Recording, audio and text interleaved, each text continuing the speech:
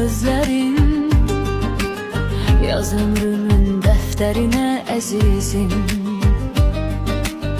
Eşkin bulağından su içtir mənə,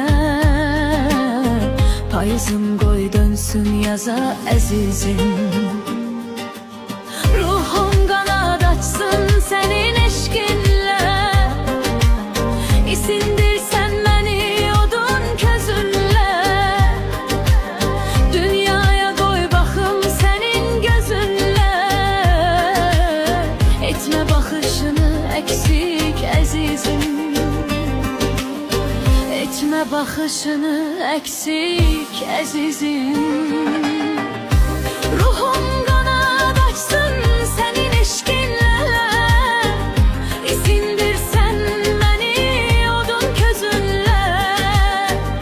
Dünyaya qoy baxım sənin gözünlə, etmə baxışını əksik əzizim.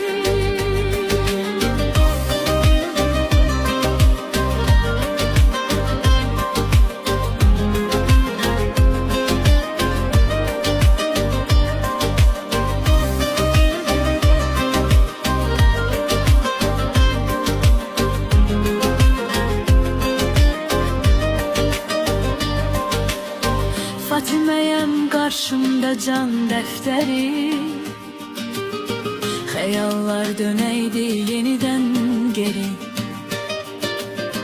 Yadıma saldıqca ötən günləri, çəkəydin ruhumun nazın əzizim. Ruhum qanad açsın sənin eşkinlə, isindirsən məni odun közünlə. Dünyaya qoy baxım sənin gözünlə,